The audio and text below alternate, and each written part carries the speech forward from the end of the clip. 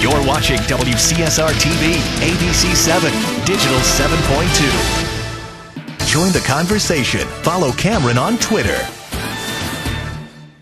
You're watching ABC7 News Now, Indiana's only 24-hour local news and weather network, featuring weather on the 7s from Storm Team 7. Now, the latest local news from across Indiana on ABC7 News 24/7. Good afternoon, I'm Cameron Ridle with some of the big stories we're working on for ABC7 News and DMVchannel.com. Well, after weeks of politicking, bickering, and debating, the legislation to extend unemployment benefits and President Bush's tax cuts now only need the signature from President Obama as the Dems and the GOP agree to a tax deal. The Associated Press's Ed Donahue reports. 2 weeks before a big New Year's Day tax hike for millions of Americans, the House and Senate have agreed on a bipartisan plan keeping taxes at their current level. The bill now heads to President Barack Obama. The House gave final approval to the bill Thursday evening, overcoming an attempt by some Democrats who wanted to impose a higher estate tax than the one agreed to. There probably is nobody on this floor who likes this bill, and therefore the judgment is it better than doing nothing? Some of the business groups believe it will help. I hope they're right. Not only do I hope they're right, I hope if we pass this bill that this is a job bill, in my view, which is why I will vote for it. The motion is adopted.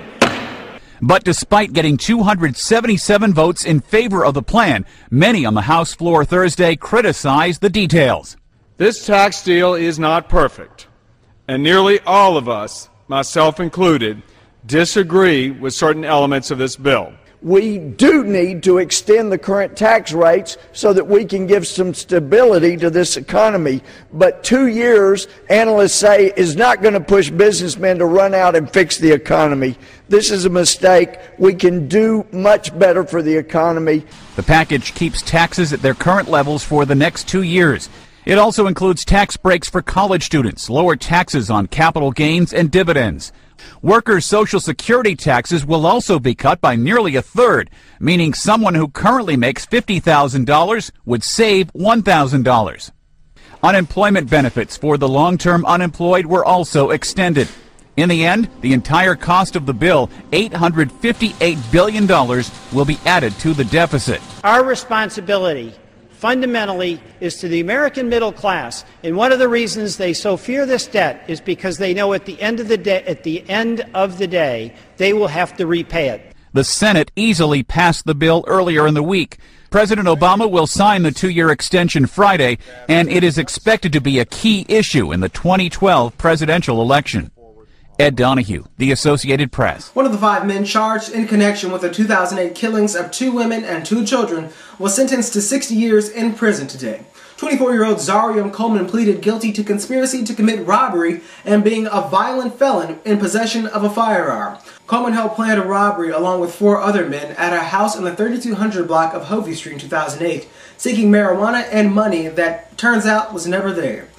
Andrew Urell and Gina Hunt and their children, 5-month-old Charlie Urell and 23-month-old Jordan Hunt, were shot and killed during that home invasion. Coleman's attorney says he does plan to appeal.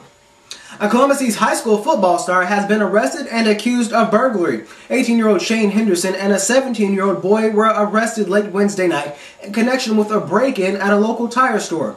Officers responded to the alarm at the store and said they saw 2 teens running from the scene. The 17-year-old was tracked down using a police canine while Henderson turned himself in a short time later. Henderson, who won all-state honors as the best wide receiver, was preliminarily charged with burglary and resisting law enforcement. He was released from the Bartholomew County Jail after posting bond. Henderson had recently been named Football Player of the Year by the Columbus Republic newspaper. Well, Forbes magazine says Indianapolis ranks among the top cities in the country for plentiful and affordable shopping opportunities. The magazine's first ever ranking of the 25 best U.S. cities for shopping lists the Circle City in the number 5 spot with 595 retail locations, 18 shopping centers, and a 7% sales tax. Houston and Dallas came in first and second place, while the elite shopping hotspots, New York, Miami, and Los Angeles, came in toward the bottom of the list. And that's the news this hour. I'm Cameron Ridle. Weather on the 7s is coming up next. For news anytime, click on theabchannel.com, and I'll have more ABC7 News for you this evening, first at 5.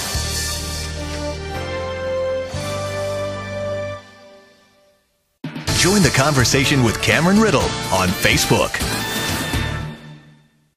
Closed captioning now on ABC7. In a world of injustice, there is one ruling force that seeks truth no matter where it hides. You were expecting someone else? Judge Judy rules at 4 on ABC7. ABC7 News 24/7 continues with weather on the 7s. This is ABC7 weekend weathercaster Ellie Lipton. Thanks for watching ABC7 News 24/7. You're looking at your latest True View radar loop right now from the Storm Team 7 Weather Center, followed by current conditions from around our state. Stay tuned as ABC7 News 24/7 continues.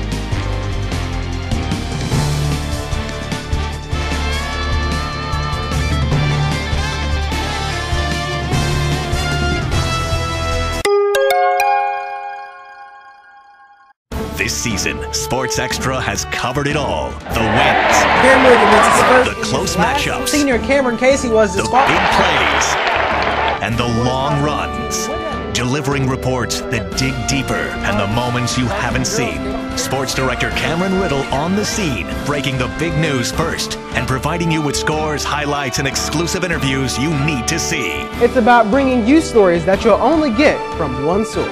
Sports Extra, covering sports like no other.